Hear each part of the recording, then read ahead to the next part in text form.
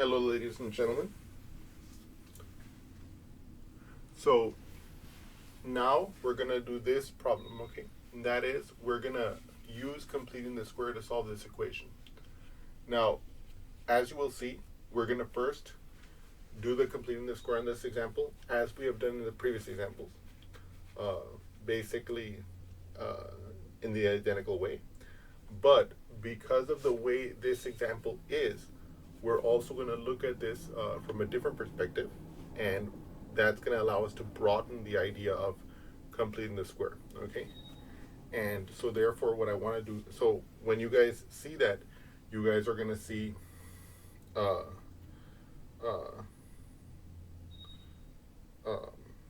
different aspect of this problem and of this technique, and this will allow us to gain greater insight and more confidence in the use of the completing the square, okay? In any case, let's begin. So just as before, we're going to remind ourselves of our basic formulation of the problem, and that is that we're going to use the identity x plus a for some number a as yet unknown squared is equal to x squared plus 2ax plus a squared, right? And we recall that you don't have to memorize this formula at all. You can always just calculate it just as we did in the first example. Okay, so you don't have to memorize this formula. I want to emphasize that because that's so important. And so what I want you to observe is this. Usually, we would want to match up the quadratic and linear term to the first two terms here, right? But look at that. We have a problem. This is a 4x squared. This one has an x squared, okay?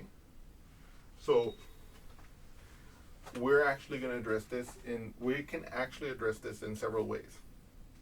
One way we could go about doing this is that we could multiply both sides of this expression, of this equation by 4, okay? And so if we were to do that, then we would have the identity 4 times x plus a squared equals to 4x squared plus 8ax plus 4a squared, okay? And then we could match this part with this part, and then we would be able to replace this, this expression, which we would have then matched with that value of a, with this minus the 4a squared, okay? That's one possibility.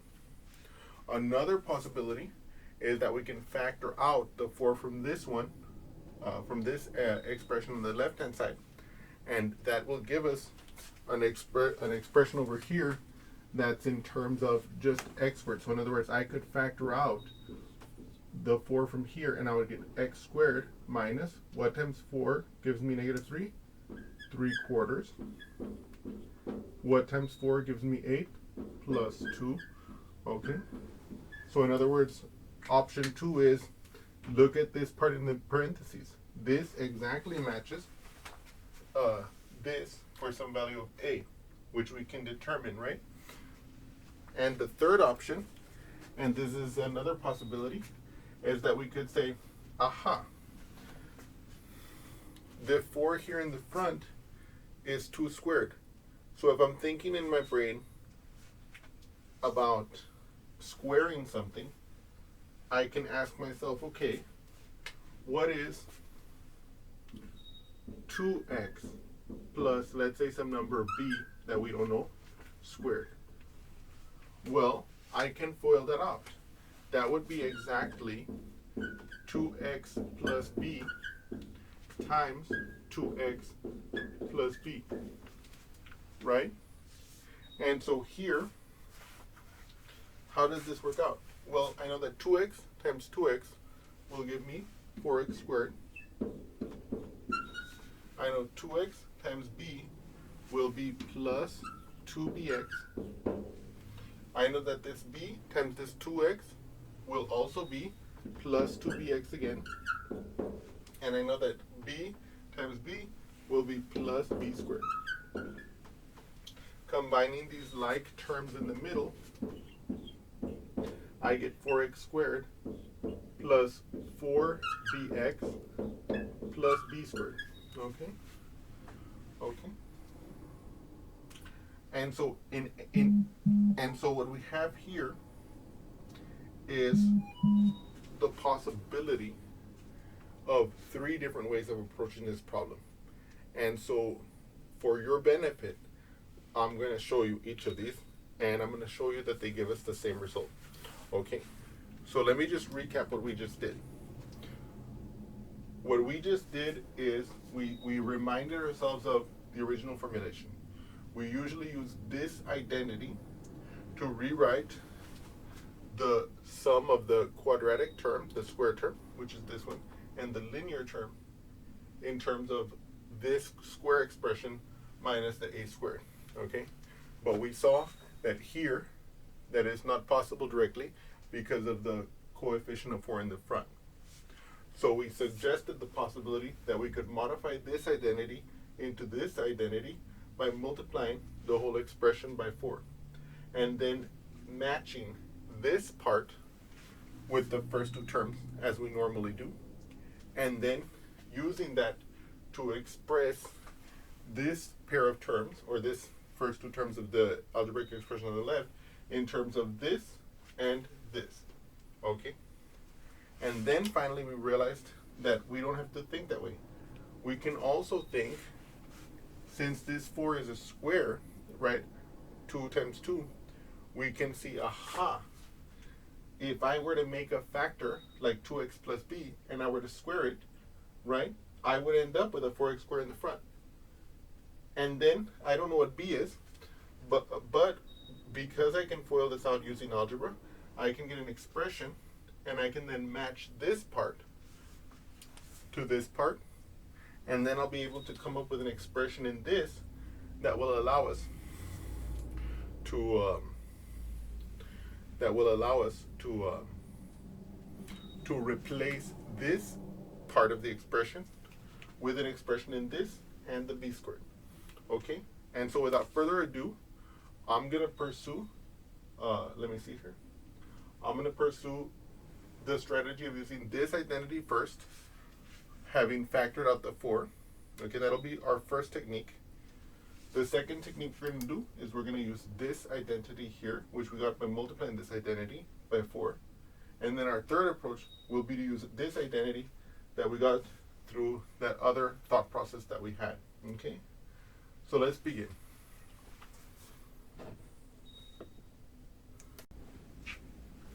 So the first thing the first approach we're gonna do is we're gonna factor out the 4 as we did here, okay? And then we're gonna use the completing the square on the inside, okay?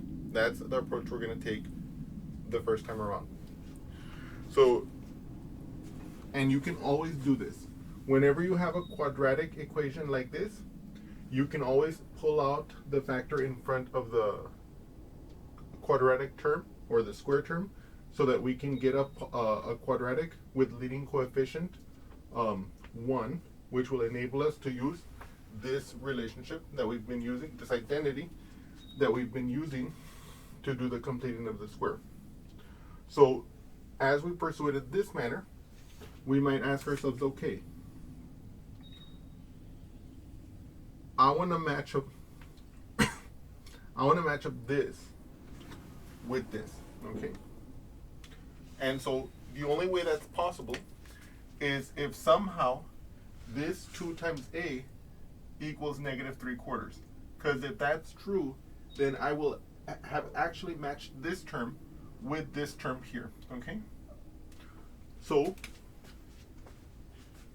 you can set 2a equal to -3/4 to do that, okay? Just like any other equation. I need for the 2a to equal -3/4 to match it, just as we described there. And so I just set it equal, like this. I set an equation to equal it. And now, how do I get this by itself? Well, or how do I find out what a has to be? Well, in this case, I'm multiplying the a by 2, so I have to divide both sides by 2. Okay, I'm going to divide this by 2. But what does it mean? But can I divide this? Not directly. But I can replace 2 by a fraction. So this becomes the fraction negative 3/4 divided by the fraction 2 over 1. Now I ask the question, can I evaluate this? Yes. Because whenever I divide by a fraction, I'm going to multiply by the reciprocal. So I'm going to have negative 3/4 times 1 over 2. Because that's the reciprocal of the denominator which is the fraction I'm dividing by. So then I can multiply these fractions. So I have a negative times a positive, which means I'm going to get a negative product. And then how do I get the product of 2 fractions? I get the fraction whose numerator is the product of the numerators, 3 times 1, which is 3, and whose denominator is the product of the denominators, 4 times 2, so 8. And of course, 2a divided by 2 is just a. So what we've just concluded here is that our desired a to make this 2 pieces equal to this piece, or to make this part of the expression equal to this part of the expression, our a has to be negative 3. So let me summarize that up here. A equals negative, well, not negative 3, negative 3 over 8, okay? Okay. So we have found that our a will have to be negative 3/8. So now, let us proceed to see where that takes us, okay?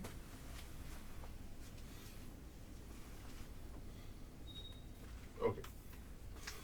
So now I'm going to insert that into this expression. So I get x plus minus 3/8 is minus 3/8 squared. That equals, I can plug in here. It'll be x squared plus 2 times negative 3/8 x plus negative 3/8 squared. So first of all, I want to know what is 2 times negative 3/8. 2 times negative 3/8. Can we do it directly? No. This is not a fraction, okay? But what we can do is we can convert it into a fraction by sending it as the numerator and 1 is the denominator, okay? And I can bring over my negative 3/8. And so now I can perform this multiplication, right? What's the product of these 2 fractions? It's the fraction whose numerator is the product of the numerators. So let's say 2 times 3, that's 6. And whose denominator is the product of the denominators, 1 times 8, that's 8. And we have to also be mindful of the sign. I have a positive times a negative. Whenever I multiply 2 numbers with opposite sign, the product will be negative. Okay, so this will be negative. Furthermore, you can see that I can divide the top by 2 and the bottom by 2 here, so this will simplify to 3/4. Strictly speaking, negative 3/4, right? Yes.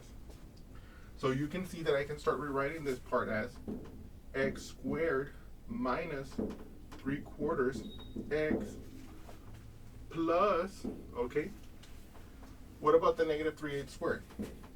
Negative 3/8 squared. What is that? We know that negative 3/8 squared will be negative 3/8 times negative 3/8. Now observe, I have a negative times a negative. Whenever I have 2 numbers that I'm multiplying which have the same sign, the product will be positive. So I know that the product will be positive, so I'm not going to worry anymore about the sign for this pair, for this product of this pair. Now, what will that product be? Well, the product of 2 fractions is the fraction whose numerator is the product of the numerators, so 3 times 3 is 9, and whose denominator is the product of the denominators, 8 times 8, that's 64, like this. So then here, I'm going to have plus 9 over 64. And look what we have now. Exactly as we needed. See here, we wanted to match the terms x squared minus 3/4 x, and we have that right here. You see? By design. So now, what you can see here is that if I subtract this 9 over 64 to the other side, I can represent the following. I can say x minus 3/8 squared minus 9 over 64 equals this piece.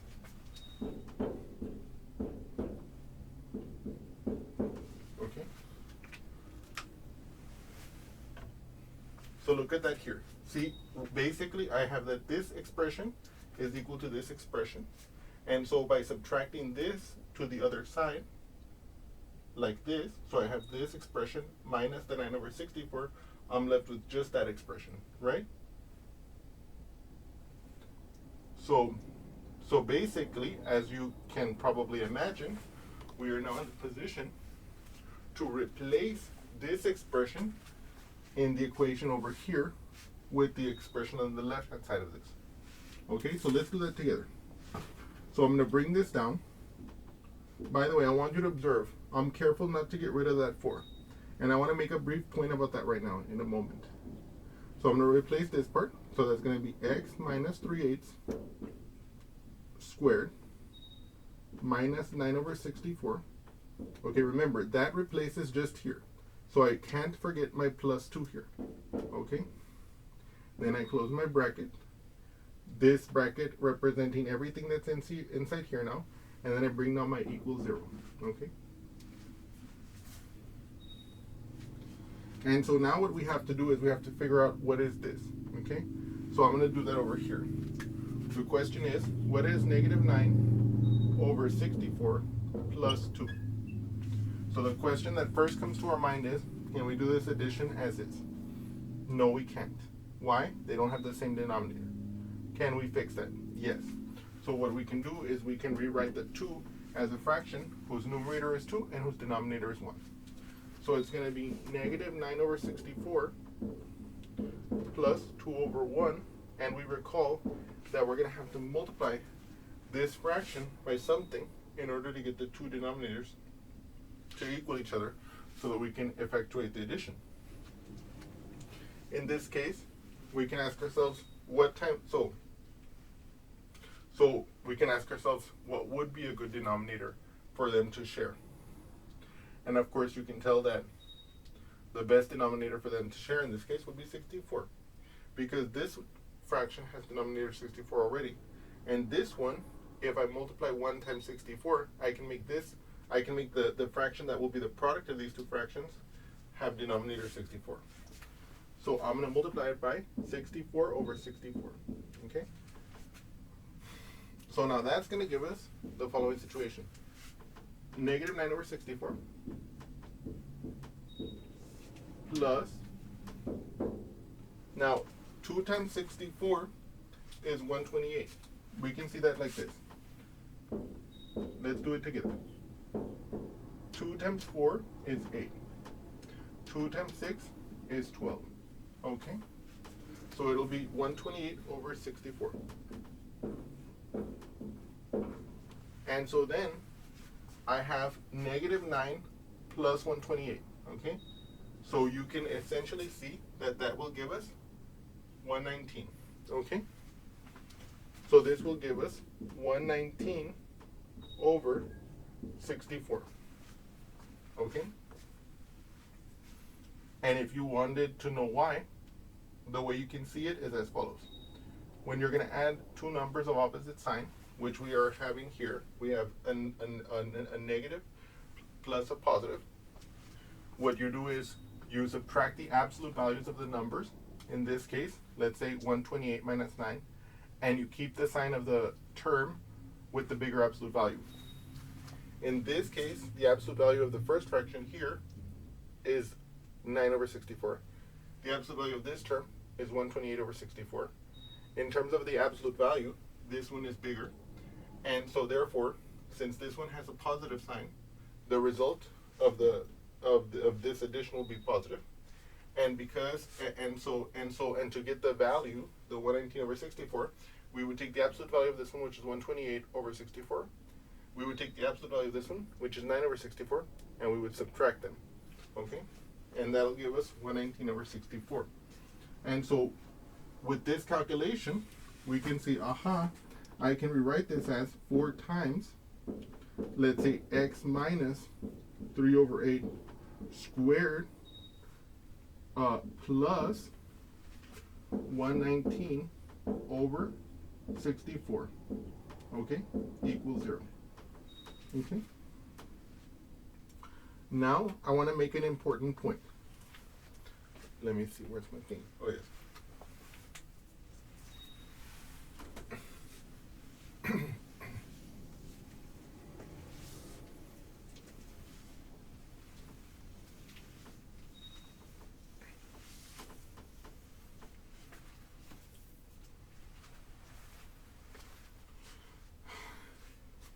So, as you might have noticed, when I took this equation from here to here, I factored out the 4.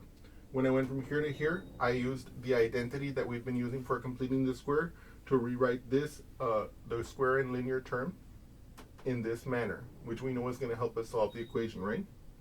So there's nothing unusual there. And then from here to here, I just simplified it, right? I simplified the inside. But now, I'm going to make an important point about this. Algebraically, this expression that we have here on this left-hand side, if I were to multiply this out, if I then were to add this number, and if I were to then take that expression and multiply it by 4, I would recover this expression. Okay, so algebraically, these are the same. So for example, although this is not central to the heart of our problem, I want to make the point this way. So let's say I had the equation y equals 4x squared minus 3x plus 8.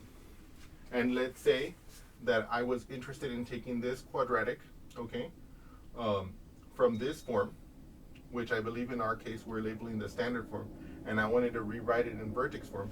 Well, because of what I was doing here, being very careful to not forget about this 4 out in front, I can rewrite this one as y equals to 4 times the x minus 3/8 squared plus 119 over 64. And then by multiplying the expression on the inside by 4, I would get 4 times x minus 3/8 squared plus, I know that if I take 4 times 119 and I divide it by 64, the 4 on the top from this term will cancel out with one of the factors of 4 on the bottom, which will leave us with a 16 on the bottom. Okay? Now, later on, I'll go into more detail, but because this is not central to our discussion here, I don't want to do that calculation in explicit detail. But what I want to emphasize here is that by not losing sight of that 4, we're able to take this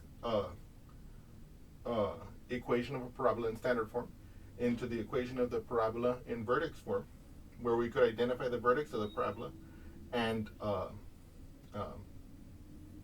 another important, and this will enable us, well, okay, so in other words, we're able to read off the vertex off of this form, okay? And what else was I going to say about this? Oh yes. So let me step back a little bit here. So the main point that I want to make is this: I didn't forget about the 4, and that means that because this algebraic expression is equal to this algebraic expression, we're able to rewrite the equation, this one, like this. Okay. But, and so now I'm going to make the distinction. Because we're originally solving this equation, oftentimes what a lot of people will do is that once they factored out the 4, well, I know that 4 is not 0. So if I have this number times this number, whatever it is, if it's equal to 0, then this must be 0. So usually, people will just forget this 4 exists out here. They'll forget this 4 exists out here. And let's say they were trying to rewrite this expression. They'll have forgotten about that 4, so they'll write that, and then they'll wonder why this one, when you multiply it out, doesn't have a 4x squared in the beginning. And that's why. Because if we forget, if we're looking at it as an equation like this, where it's equal to 0, they'll just eliminate this 4 right away. But I don't want to eliminate it right away because I don't want to be brainless. about that calculation. Okay. Now, of course, I'm not saying anyone who does that is brainless, but what I want to say is that you have to be conscious of that fact. Okay. Okay. So let me step forward. So now we're going to go back to this part where, in fact, we are solving this equation where it's equal to 0. So therefore, if we have this 4, which is not 0, times this number, okay, whatever this is, for any value of x, this is a number. If this equation is equal to 0, then it's this number times this number, okay? If it's equal to 0, either this one's 0 or this one's 0. 4 is never 0, so it must be that this is 0, okay?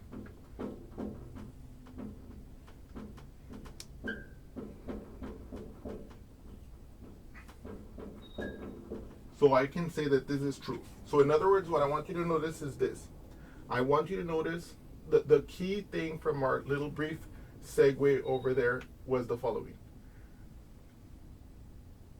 I want you to be very mindful when you're using completing the square or any other algebraic technique, whenever you make an assumption or a calculation that causes some change to the situation. Like from here to here, these are all algebraically the same. Like the expression on the left is algebraically identical, but here the algebraic expression is different. Okay. Now this equation is equivalent to this equation in the sense that it will have the same solution, but there's a clear difference between these two equations, in that the expression on the left is no longer the same. Okay, so now I want to get this square term by itself so I can square root it. So I'm going to subtract the 119 over 64 from the left, and I'm going to subtract the 119 over 64 from the right. Whatever I do to the left, I do to the right. So now let me erase this we had over here. Okay.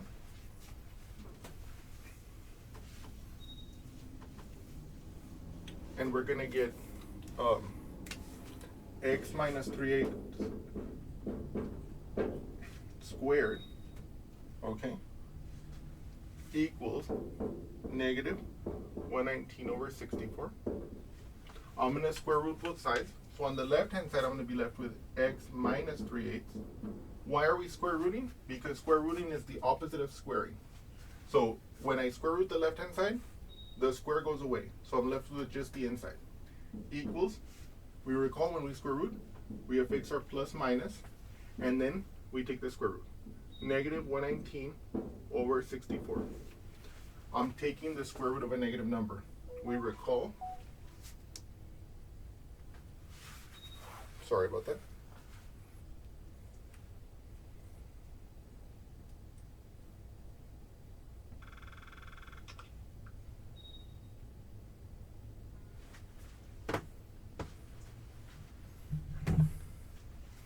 Stand by, please.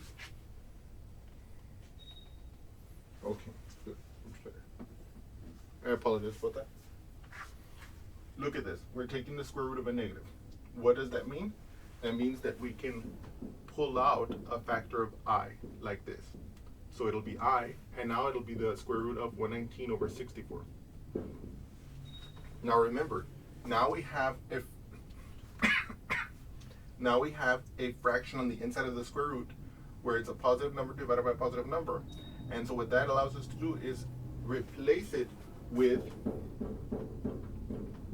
the square root of the 119 of the numerator divided by the square root of the denominator, like this. Now, the square root of 64 is 8. So this gives us plus minus the square root of 119 over 8i. Okay? So now we know that x minus 3 over 8 is equal to plus minus the square root of 119 over 8i. Now the square root of 119 does not simplify, okay? And so the only thing left for us to do to get the x by itself is to add the 3/8 over.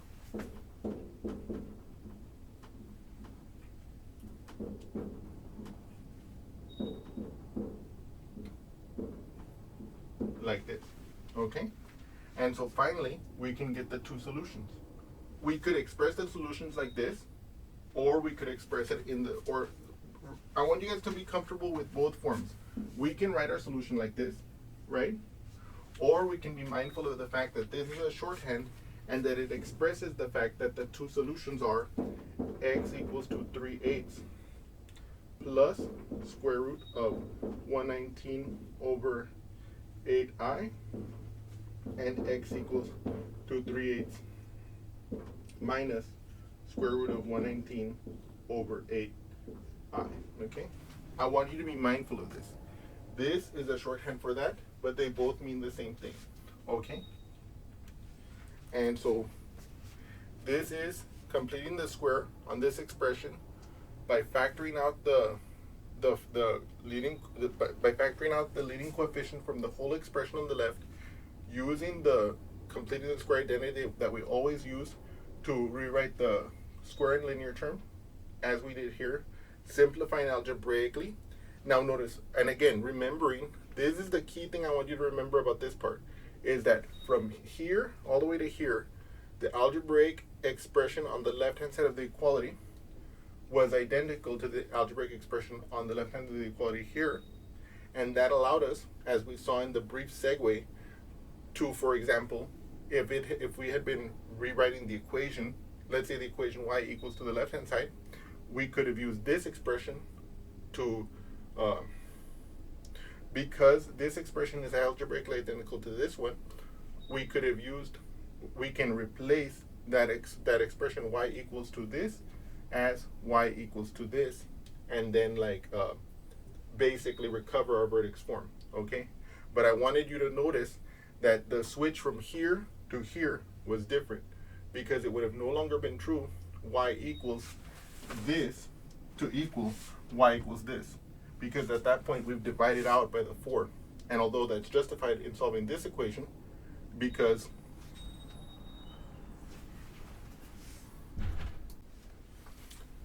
although from the, and as we mentioned before, that's justified here because 4 times some number equaling 0 implies that either 4 is 0 or that this expression is 0. Remember, that's the zero product property. Because 4 can never be 0, this must be 0, and that's what allows this one as an equation to be equivalent to this one as an equation, because these two will have the same solutions.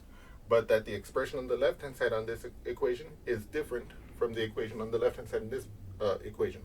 I just wanted to make that point again. I know that might be a little bit confusing, but I hope that you guys got that. And as you saw, we then continued with just isolating the square term here, square rooting, simplifying the square root. Notice how here, when I'm square rooting the negative number, I can use the I, and now the what's inside which was a negative fraction becomes a positive fraction, because the I takes care of that. Okay. And then of course here we saw that when we square root a fraction, it's the square root of the numerator divided by the square root of the denominator. And then of course here we're left with the expression x minus 3/8 on the left. So how do we get the x by itself? We add the 3/8 to the other side, and we get finally our solution. Okay. Okay. So now what I want to do is I'm going to proceed, as I mentioned before, to use another technique.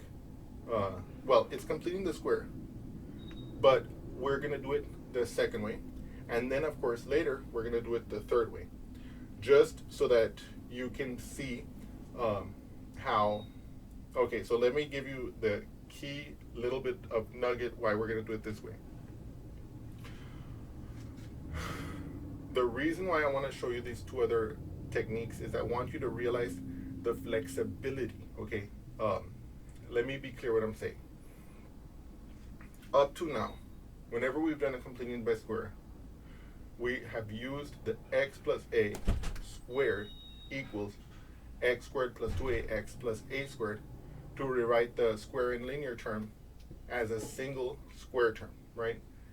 And basically what we're exploiting is the fact that the algebraic identity x plus a squared equals x squared plus 2ax plus a squared allows us to rewrite the x squared plus 2ax as some expression of x plus a in parentheses squared. But what we saw is that if we had any other identity that would allow us to rewrite, for example, in this case, the 4x squared minus 3x, then those identities should also permit us to solve this equation. So now, without further ado, let's do that.